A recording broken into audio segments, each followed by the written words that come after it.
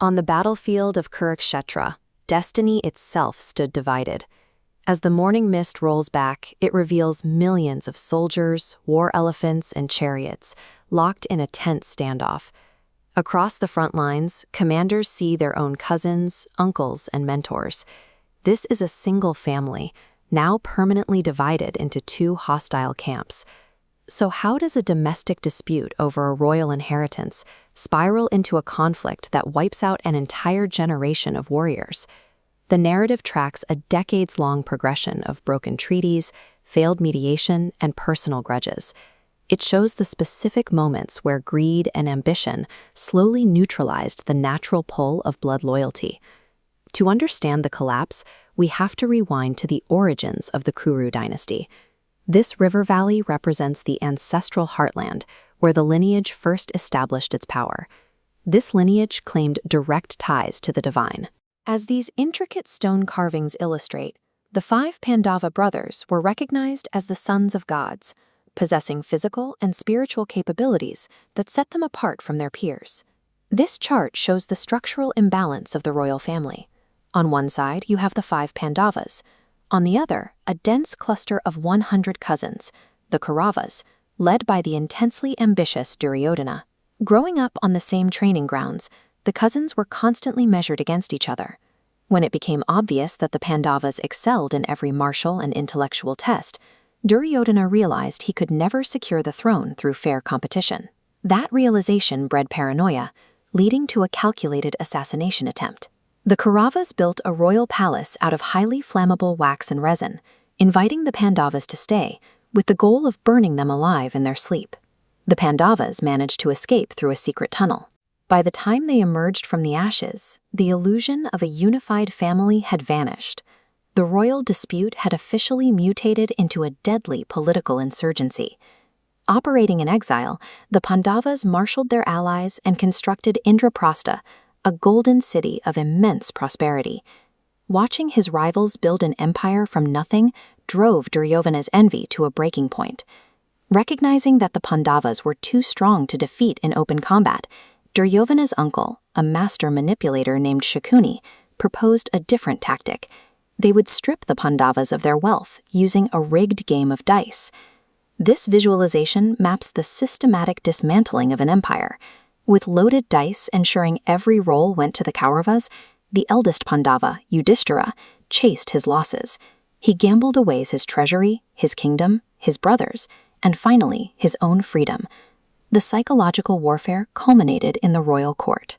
The Kauravas attempted to publicly disrobe Queen Draupadi, seeking to permanently break the Pandavas' honor.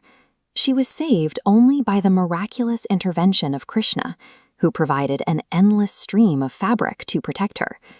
The final penalty of the rigged game was absolute ruin. The Pandavas were stripped of their royal titles and forced into a 13-year exile in the wilderness. The physical loss of land could have been negotiated, but the deep, public trauma inflicted in that gambling hall created an irreparable rift. Even a final, desperate peace mission led by Krishna himself failed. Total war was now a certainty.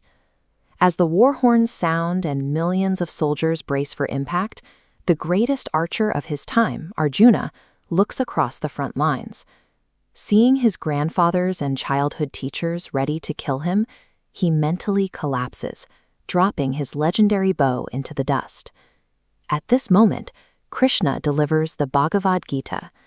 He explains that during a crisis of this scale, a warrior's commitment to his dharma, his duty to preserve the natural order, must supersede his personal grief for his kinsmen. The hesitation vanishes and the slaughter begins. Legendary figures fall one by one in the mud and rain. The violence peaks when Arjuna's 16-year-old son, Abhimanyu, bravely pierces the complex circular Chakravyu formation, only to be trapped and executed by multiple senior warriors. As the death toll mounts, the rules of honorable combat dissolve.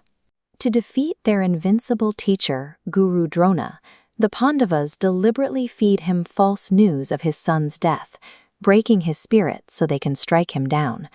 The rivalry climaxes in a massive thunderstorm. Arjuna and the fiercely loyal warrior Karna exchange terrifying celestial weapons. But fate traps Karna. His chariot wheel sinks into the mud, leaving him defenseless as Arjuna fires the fatal arrow.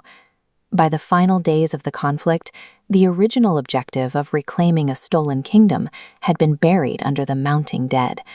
The focus shifted to the total, systematic destruction of everyone remaining on the field. The formal war ends when Bhima strikes Duryodhana's thigh with a mace, shattering his legs. In revenge, the last surviving Kaurava commander sneaks into the Pandava camp at night, killing nearly everyone as they sleep. As the sun rises on the 18th day, the noise of millions of men is replaced by a horrific silence. The Pandavas are technically victorious. They have reclaimed their empire, but they are ruling over a kingdom of ghosts. Yudhishthira finally receives the crown he was promised decades ago, yet his coronation is devoid of joy. He sits on the throne carrying the guilt of knowing exactly how much blood paid for his seat. The patriarch of the family, Bhishma, lying mortally wounded on a bed of arrows, delivers the final lesson of the era. He explains to the broken king that true authority is a sacrifice of the self, never a prize to be won.